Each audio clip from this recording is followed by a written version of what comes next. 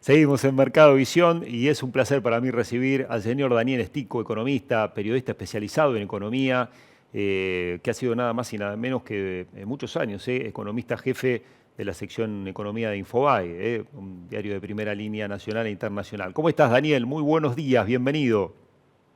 ¿Qué tal, Julito? Buen día, ¿qué tal? ¿Cómo estás? Sí, y sigo siendo, pero ya como editor de notas especiales, ¿no? Ah, bien, bien. Sí, yo te veo más salteado y bueno, no quería meter la pata, ¿viste? Bueno, muy bien, muy bien. Dirigiendo toda esa sección que es muy importante, ¿no? ¿Y Sí, cómo estás viendo la economía en este momento? ¿Qué significa que desde ahora, para la economía cotidiana y para, por ejemplo, los exportadores de productos de Argentina, que desde ahora se empieza a devaluar un 1% mensual el dólar en lugar de 2? bueno, básicamente lo que quiere el gobierno es afianzar las expectativas de desaceleración de la inflación. Venía de un ritmo del 5, pasó al 4 y en los últimos meses estuvo por debajo del 3 y enero aparentemente arranca con un número más cercano al 2 que al 3, más cerca del 2, 2,1 que el 2,7 que fue diciembre, y el gobierno está convencido que parte de esa tasa de inflación que tenemos hoy está un poco inducida por el ritmo de devaluación. Por lo tanto, devaluar menos implica que también va a poder avanzar en ese sendero de menor inflación. Y vos sabés, Julito, que cuando en la Argentina hay menos inflación, hay menos expectativas de devaluación, hay más confianza, el consumo empieza a renacer, es más previsible la inversión y lo más importante, el crédito se torna más accesible porque también, como ha hecho el Banco Central la semana pasada, baja la tasa de interés. Ujú. Bien. Y entonces es una buena noticia que baje al 1 la devaluación del dólar. Es una buena noticia para el gobierno, es una buena noticia para la economía real, no es una buena noticia para muchos economistas que simplemente hacen la cuenta de toman un periodo de referencia, que es por ejemplo el que Banco Central tiene como base 100 el 15 de diciembre de 2000, 2000, ya se me complicó, 2015, y entonces frente a esa referencia del 2015, dicen, bueno, si ajustamos el tipo de cambio que había en ese momento por la inflación de Argentina y le restamos la inflación de Estados Unidos, hoy el dólar tendría que valer, el dólar oficial, en un 30-40% más. Por eso viste que el fin de semana salió un informe de un banco internacional, el Bank of America, diciendo que Argentina para salir del cepo tendría que llevar el tipo de cambio a 1.400. Obviamente, el ministro de Economía había tenido información anticipada de ese informe y rápidamente salió a desmentir que en ningún momento el gobierno está pensando como alternativa o como requisito, mejor dicho, para levantar el cepo cambiario, tener que devaluar. ¿Por qué? Porque históricamente en la Argentina y el mundo, cuando vos encarás un plan de estabilización y funciona, la moneda tiende a apreciarse. Entonces, Claro. devaluar significa abortar ese proceso. Por eso es una preocupación que yo veo más en muchos economistas que simplemente miran el Excel y no miran la economía real, que muchas empresas tienen mejor previsibilidad, pueden aumentar la productividad. Fíjate que en diciembre el estimador de actividad de Orlando Ferreres dio un aumento del 4,6% del PBI global, con bastantes sectores, más de la mayoría de los sectores con aumento de actividad respecto al año anterior, en este escenario en el que el empleo está estancado. Eso quiere decir, si sube la actividad y el empleo todavía no recuperó, está aumentando la productividad. Y cuando aumenta la productividad, se achica un poco el efecto de ese supuesto atraso cambiario, ¿no? Ujú. Bueno, y sabés que la pregunta, la próxima venía por ahí, ¿viste? Porque hay mucha gente hablando de del tipo de cambio atrasado, el tipo de cambio atrasado. Y la verdad es que modificar eso para este gobierno sería perder su única carta en la manga, que es que si viajamos un año y pico atrás y le preguntamos a la gente, ¿cuál es tu principal preocupación? La inflación. Y viene luchando y bajando la inflación, devaluar sería perder eso, ¿no? Sería precios todo, digo. Claro, sobre todo porque esos economistas, insisto, trabajan con un Excel muy simple, que es tipo de cambio, inflación argentina, inflación Estados Unidos, y se olvidan de que existen otras variables.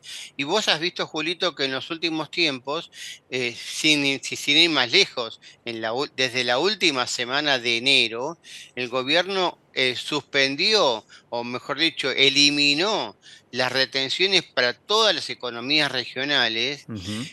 redujo transitoriamente hasta junio las retenciones para la economía extensiva, la soja, el trigo, el maíz, etcétera, y eso es una forma indirecta de mejorar el tipo de cambio efectivo. Y Claro, también está bajando los aranceles de importación, con lo cual están bajando los costos de importación, que es otra forma también de aliviar las economías empresarias, y eso en la ecuación, ni en el análisis del tipo de cambio real del Banco Central, ni en el análisis de estos economistas que se dicen ortodoxos, pero la ortodoxia significa poner en el tablero de comandos todas las variables económicas, no solamente tres. La economía es muy compleja para sintetizarla a una relación precios, tipo de cambio y nada más, ¿no? tal cual, tal cual, tal cual, Daniel, porque hablando de esta cuestión de la devaluación, bueno, de cómo se depreciaba la moneda argentina, era obvio también que corregir esa variable iba a modificar otras en la economía, ¿no? Si no sería muy sencillo. Es lo que alguien como yo que no estudia la materia económica tiene que pensar también, ¿no? Si fuera a tomar la decisión nada más, la tomaría cualquiera. Hay que corregir todo lo demás también. Exacto, y vos sabés que Julio, que nos conocemos hace muchos años, pero también leyendo la historia argentina, en mi caso particular, haciendo un seguimiento de análisis de coyuntura de más de 45 años en esto, las experiencias devaluatorias han sido nefastas, nos han traído más pobreza, más atraso, más estancamiento, más desinversión. Por lo tanto, acá el modelo es, bueno, cambiemos la receta, y la receta es un poco volver al equilibrio fiscal, que es lo que ha hecho el gobierno, que nadie creía que podía hacer en un año y lo hizo. Hay economistas que así muy ligeramente, rápidamente dijeron que esto era un plan de tijerita, que era un plan cosmético, que no iba a durar, que la economía iba a tener un piso de inflación del 4 o 5%, y todo eso quedó hecho por la borda, y no lo ves a esos economistas con la presencia mediática reconociendo el error y diciendo, sí, me equivoqué y ahora probablemente sí le puede funcionar. Insisten con que, Difícil bueno, ver no, eso en esto no los va a medios, funcionar. Daniel. Difícil. ¿Cómo? Difícil ver eso en los medios. Alguien que salga, che, Difícil me ver eso, claro. equivoqué. Es exactamente. Entonces yo creo que ¿No? hace falta un poco de hace falta un poco de esa humildad y primero no creérsela. Yo creo que al gobierno le falta mucho por hacer. Tuvimos un 2024 en el cual se han hecho notables progresos, pero la economía nacional sigue pobre. Es decir, los ingresos de los argentinos, sean jubilados, sean asalariados, sean los ingresos de las pymes, etcétera, están por el piso. ¿Por qué?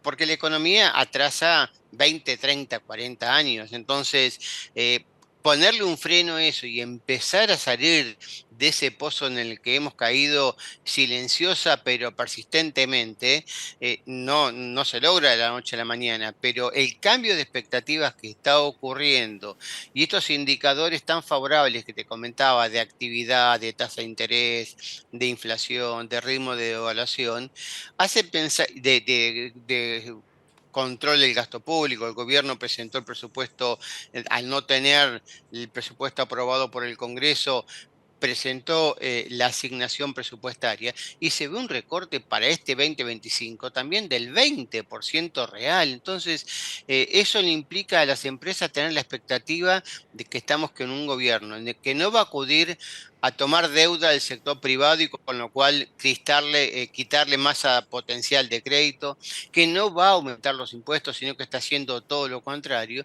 y eso cambia el horizonte y la expectativa. Y en ese escenario, la mala noticia noticia es el tipo de cambio, el peso tiende a fortalecerse, a no Claro. debilitarse.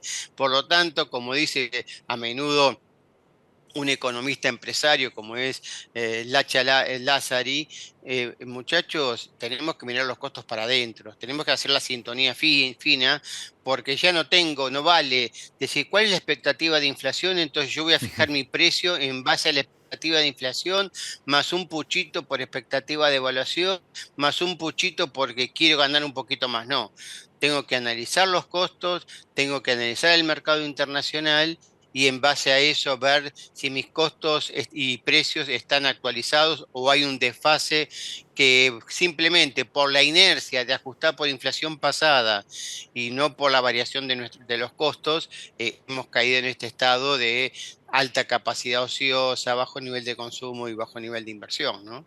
Dani, antes comentaste el tema de la baja de retenciones y el gobierno eh, hizo un recorte en el esquema de retenciones para soja, maíz, trigo, hasta mitad de año, explicando que para estos 6 meses tenía resuelto el faltante que va a haber, porque vos viste que el presidente hace todo manteniendo el equilibrio. Va a bajar retenciones, pero porque tiene la cuenta hecha de que le da el número hasta mitad de año. ¿Se puede acomodar la economía como para sostener ese esquema de recorte en el segundo semestre o para que quede en ese número indefinidamente buscando la eliminación definitiva de retenciones? ¿O es un número muy Sí, importante todavía para la economía argentina, el de retenciones para estos eh, productos?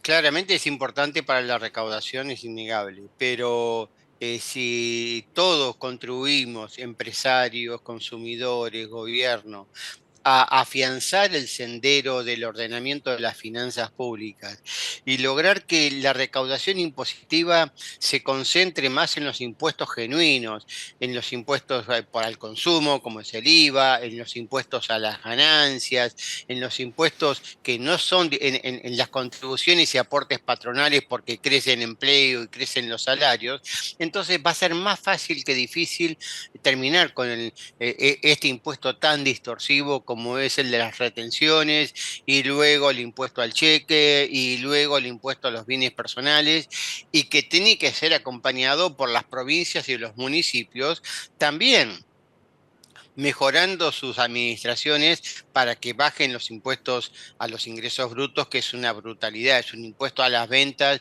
que no tiene razón de ser y no existe en ninguna parte del mundo, o si existe, no está duplicado con el IVA. En cambio, acá en Argentina se paga una tasa del 21% de IVA y al mismo tiempo las provincias le agregan ingresos brutos que van del 4, en algunos casos hasta el 9% de la facturación. Entonces, creo que es factible y que el gobierno se ha tomado este tiempo de 6 meses para ver cuál es la reacción. Lo que estamos viendo, los datos de diciembre y lo que pronuncia un poco lo que fue enero, es que la actividad real está repuntando y en la medida que repunte la actividad real se va a recaudar más de IVA y de ganancias y va a ser más factible que esto que es por ahora transitoria, esta baja retenciones, sea permanente y que el próximo paso sea, bueno, avanzar un poco más hasta la eliminación de todas las retenciones, no solamente de las economías regionales.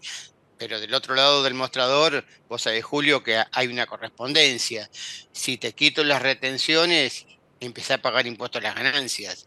La Argentina es uno de los países que menos recauda de ganancias y que recauda más ganancias de los particulares, de los asalariados, con la famosa cuarta categoría, que también es otro impuesto distorsivo, que sobre las ganancias de las empresas. Acá hay que lograr que la economía adquiera vitalidad para que las empresas generen ganancias y con eso puedan tributar genuinamente sin afectar, sin que el pago de impuestos afecte el proceso productivo y de inversión, ¿no?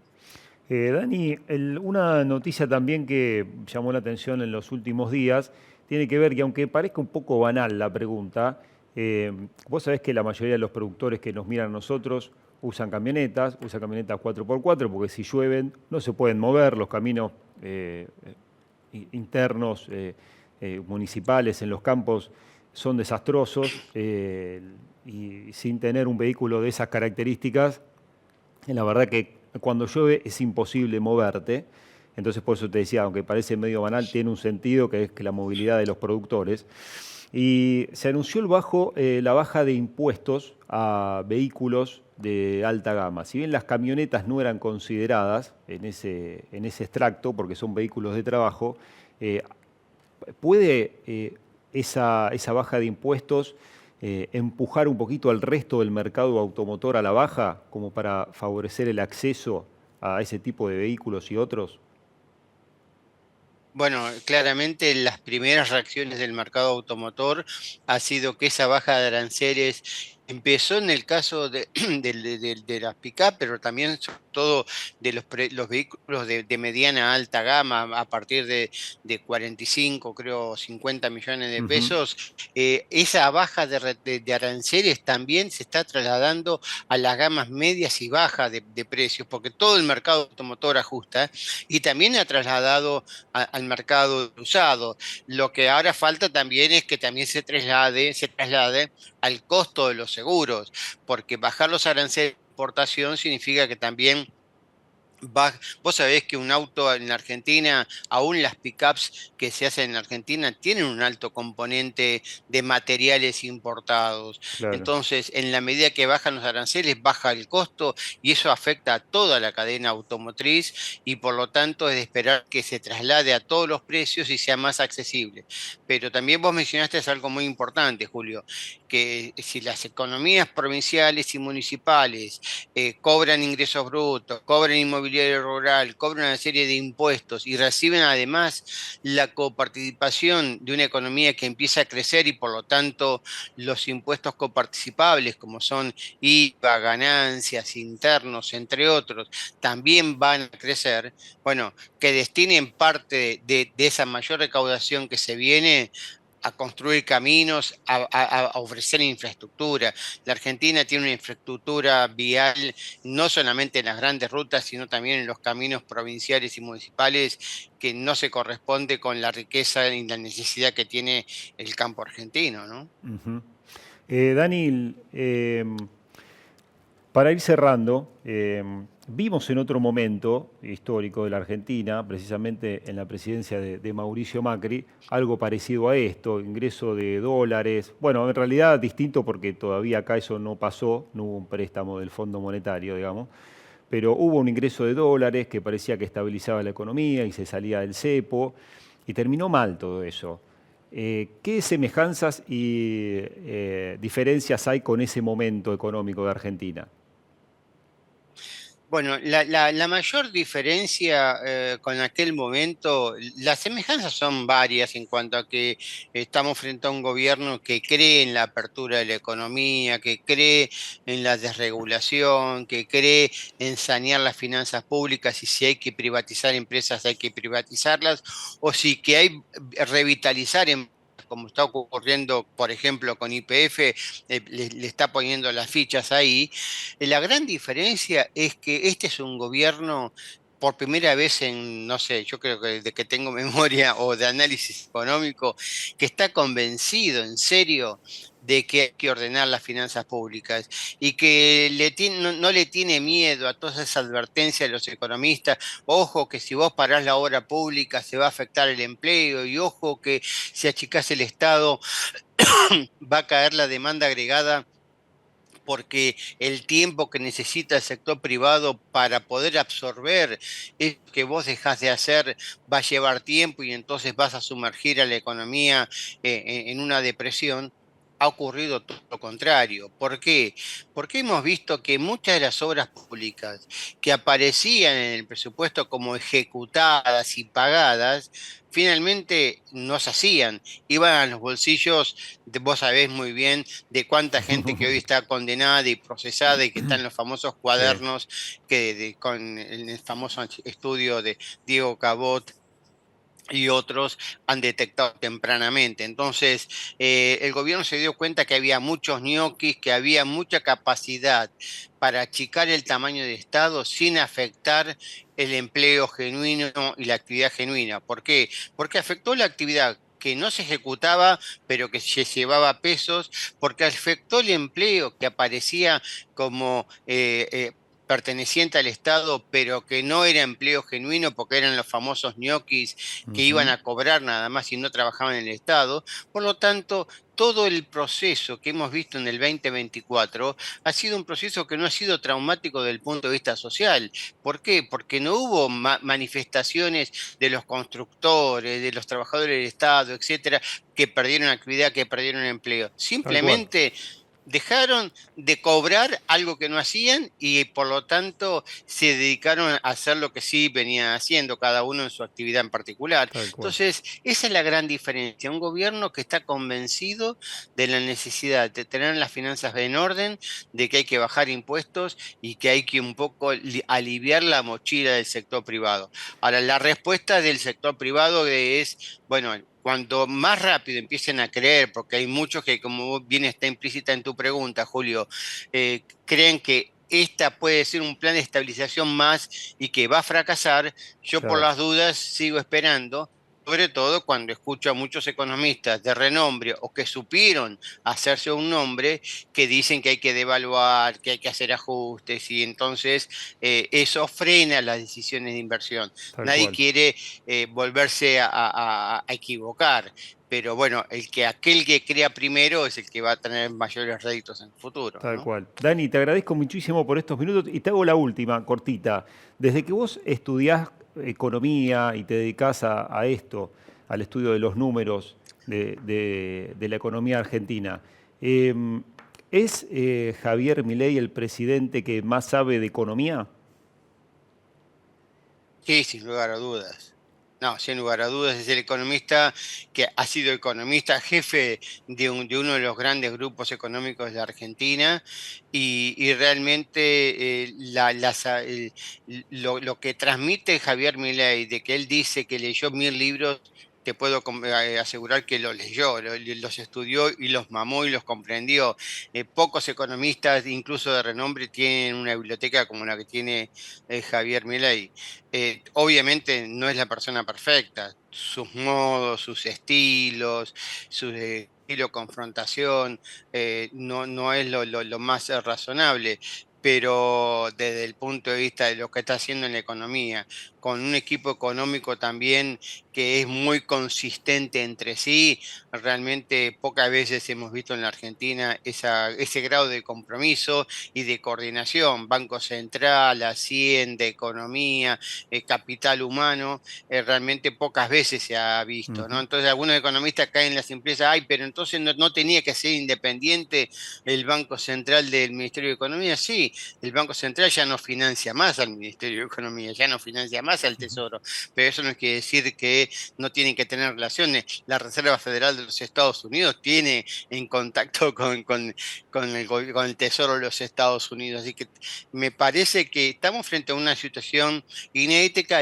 inédita, que hay mucho por corregir, que hay mucho por hacer, pero esto es solo el comienzo, no querramos, no creamos que esto ya lo peor ya pasó, es cierto, pero hay que cimentarlo para que empezara a salir.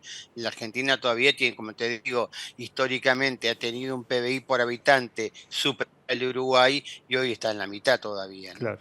Daniel, muchísimas gracias. Te mando un abrazo grande. Gracias por convocarme, un abrazo. Daniel Estico, economista y economista jefe de Infobae también, periódico nacional e internacional de renombre, ha compartido con nosotros unos minutos aquí en Mercado Visión.